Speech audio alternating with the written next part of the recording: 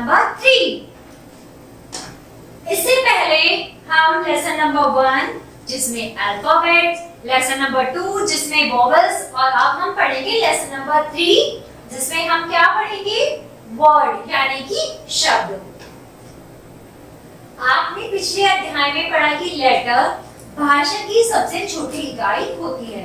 क्या कह रहे हैं कि जो लेटर होता है वो भाषा की सबसे छोटी इकाई होती है और उनकी संख्या सीमित, जैसे अंग्रेजी भाषा में 36 होती है, यानी कि 26। मैंने आपको बताया था कि जो हमारे इंग्लिश के जो टोटल अल्फाबेट्स होते हैं वो 26 होते हैं, उसमें से हमारे 5 निकालने पर, वोवेल्स निकालने पर जो हमारे लेफ्ट रहते हैं वो सभी हमारे व्यंजन थे। अक्षरों को मिलकर शब्द बनता है और शब्दों की संख्या असीमित होती है। अक्षरों के उस समूह को वर्ड कहते हैं जिनका कुछ अर्थ होता है। 2 या 2 से अधिक अक्षरों को मिलने से वर्ड बनता है।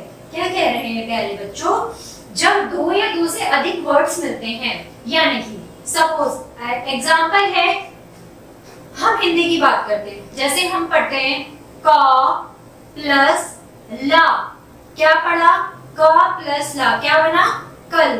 तो हमें क्या मिला, एक शब्द मिला।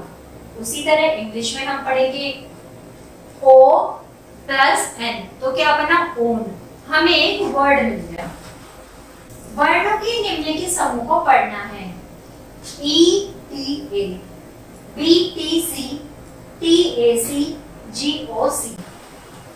निम्नलिखित वर्णों के समूह को पढ़ना है, C A T cat, B A T bat, C A P cap, G O A T goat. क्या कहा इन्होंने एक समूह दिया है वर्ड्स का, जिसमें आपको बताया गया कि कौन कौन से वर्ड्स होते हैं। वर्णों के समूह का अर्थ है बिल्ली, बल्ला, टोपी, बकरी। वर्णों का ऐसा समूह क्या कहलाता है, शब्द कहलाता है। शब्द, अब शब्द क्या होते हैं, word. A group of letter which has a meaning is called a word। क्या कह रहा है, वर्णों का ऐसा समूह जिसका कुछ अर्थ निकलता हो शब्द कहलाता है। वर्णों का ऐसा समूह जिसका कोई क्या निकलता हो, अर्थ निकलता हो। यानी कि हमने कोई वर्ड लिया, जैसे हमने लिया C A T cat, cat means बिल्ली, बिल्ली। अब मैं ले लूं यू जी सी, क्या बनता है, कुछ नहीं बन रहा है। तो हमारा क्या बनना चाहिए, उन लेटर से एक ऐसा वर्ड बनना चाहिए जिससे हम उसका मीनिंग यानी कि अर्थ निकाल सकें। आ जाइए, एग्जांपल दिए हैं, एक dog, home, horse, school, Apple, cup, dog, rat, hat, etc. ये सभी का तो वर्ड्स होते ही हैं। डॉग कुत्ता, होम घर, हॉर्स घोड़ा, स्कूल एप्पल सेब, ठीक है। अब आ जाइए काइंड्स ऑफ वर्ड्स, यानी कि शब्द के प्रकार कौन कौन से होते हैं। मीनिंगफुल वर्ड्स यानी कि सार्थक शब्द। सार्थक शब्दों का कुछ अर्थ होता है, जिन अक्षरों से मिलकर शब्द बनता है उस शब्द का कोई अर्थ आवश्यक होना चाहिए। यह है सार्थक अक्षर समूह, 2 अक्षर से लेकर अन्य अक्षर तक का हो सकता है। क्या बोल रहे हैं कि सार्थक शब्दों का कुछ अर्थ होता है, यानी कि ऐसे वर्ड्स जिनका कोई अर्थ होता है, अक्षरों से मिलकर बना होता है, उस शब्द का कोई अर्थ आवश्यक होना चाहिए, वे क्या कहलाते हैं, सार्थक समूह। अब आ जाइए निरर्थक। निरर्थक शब्दों का कुछ अर्थ नहीं होता।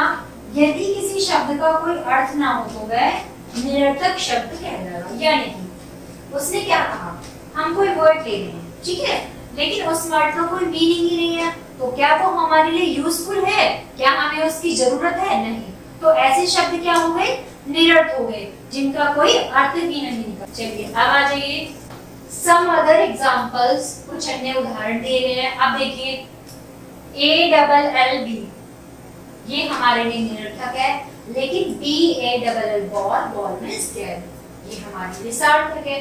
क्यों? क्योंकि ALLB का तो कोई अर्थ ही नहीं होता, लेकिन BALL मतलब बॉल। इन्होंने दिया है STUTY, इसका कोई अर्थ नहीं होता। स्टडी, स्टडी मींस अध्ययन।